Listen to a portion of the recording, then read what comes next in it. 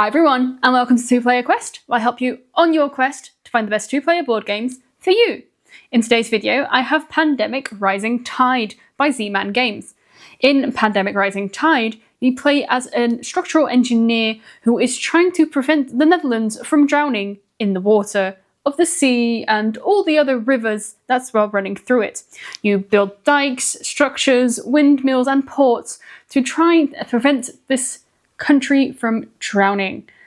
But how many engineers do you need to make it interesting, and what is it like? Well, let's find out. Pandemic Rising Tide is a game for 2 to 5 players that plays in 45 minutes, or basically about 45 minutes. It's only 2.54 on Board Game Geek for complexity, so it's an easy to slightly medium difficulty game.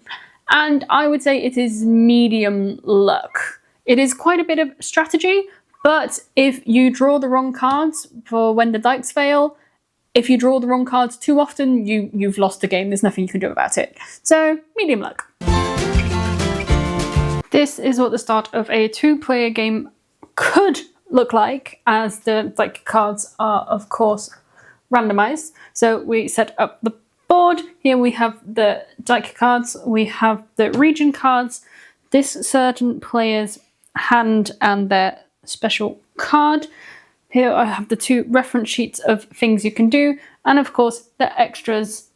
So the pumping stations, the population cubes I didn't actually need for this original game, the ports and the extra dikes we have, and of course the barometer. Now, the idea is that you build these 4 hydraulic structures. Those are de deltawerken, de afsluitdijk, de normaliseringswerken, and ruimte voor de rivier. Now, to finish these, you have these separate cards that tell you what to do, but they all come down to the same thing. You need to have 5 of a certain colour. So for the normaliseringswerken, that's 5 yellow cards to complete it. Now, for most hydraulic structures, it doesn't matter where you hand in those 5 colours, except for the afsluitdijk. For that one, you need to be on either side of the Zuiderzee to basically close the dike. Now, on a turn, you do 4 actions, and those are the actions that can be seen on your card. So, for example, you could move to an adjacent region. So our current player is blue, so they could move to an adjacent region. They can sail, then you discard one of the cards you have at the bottom here and go to said region. You could charter a boat, in which case you discard a card of the region you are currently in to any other region.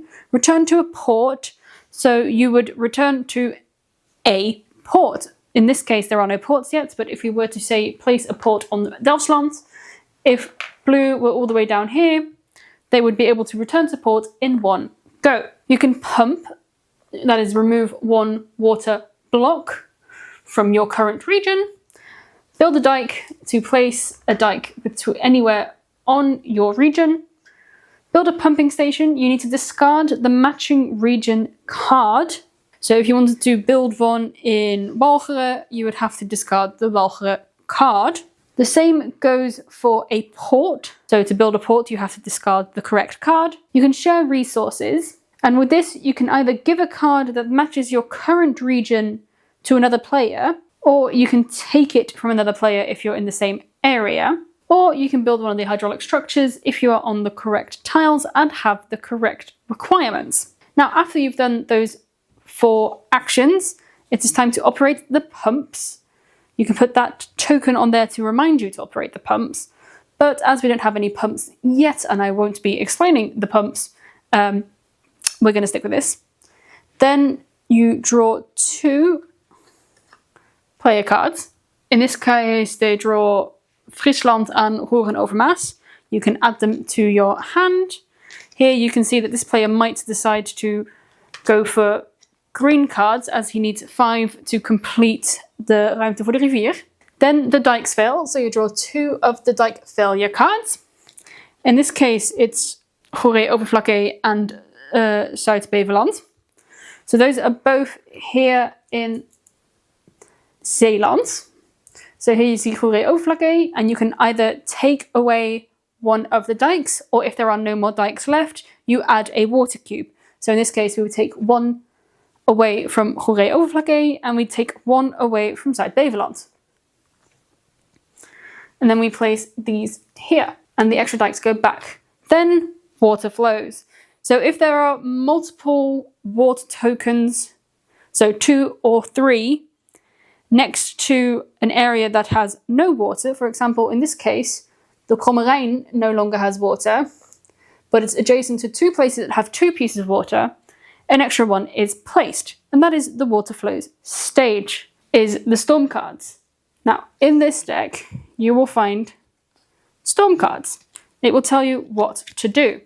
So you move up the sea level, which is this marker here, you move that up, which is the level of the sea around you. For example, if this were to go up to 3, it would mean this one now also becomes 2, because the sea level is higher and the adjacent, when water flows, goes up.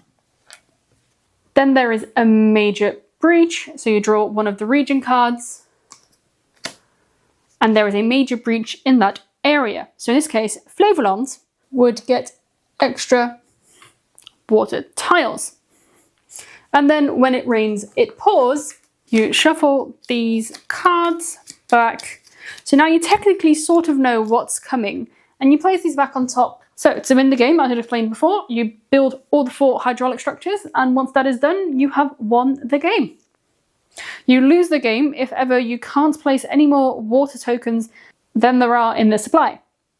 So if you cannot place a water token when you need to, you've lost. Teaching this game to new players will probably take you about 5 to maybe 10 minutes, depending on their experience in board games, but also sort of specifically in pandemic board games. If they've played the pandemic board games before, it makes the explanation a whole lot easier, as the concept is basically the same, there are just a few little bit of add-ons. So that will help with making the explanation easier. But in general, you can get started quite quickly. I would recommend Pandemic Rising Tides to, first of all, I think pretty much everybody here in the Netherlands should have at least played this game at least once, and possibly even own it. It is a very good game about the Netherlands. You learn a lot about how we basically deal with water in this country, what we do to fight it, and how we behave with it. So I think it's, for the purpose of education, very good. For the purpose of it's a fun game, it's also very good. In general, if you like the pandemic games, I think this is an excellent addition to your board game cupboard. It adds something new with the dikes, it adds something new with the water levels. It is a lot of fun for those people. But if you take away the pandemic part in a whole, if you're looking for a fun co-op strategy sort of game that you can easily bring to the table, I do have to warn you, there can be a dominant player in this game. If that's something you don't like, then this is not for you, but then the whole pandemic series is not for you. In general, if you want a fun game about the Netherlands, then I would recommend this game highly. We really quite like Pandemic Rising Tide.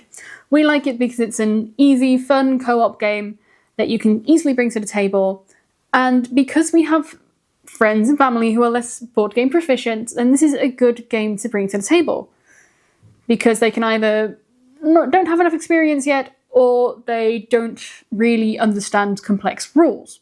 So in that case, this is a wonderful game. I also really like it because the educational value of the game when it comes to learning how our country deals with water, which is a very fascinating history if you know anything about the Dutch and water. So in general, I think this is a wonderful game to have in our cupboard. We've had it in our cupboard for years, and we probably will have for many more years. Pandemic Rising Tide plays well at pretty much every player count. The main thing is, after every turn, you draw these dike cards. But that happens after every turn, so whether you have 4 players who do 1 turn each, or 2 players who do 2 turns each, you still have that same amount of dike failures, you still have the same amount of region cards, so in general it's all pretty much the same. The one thing that does make it easier with 4 characters, for example, is you have extra special abilities. So every character has a special ability, something they're good at.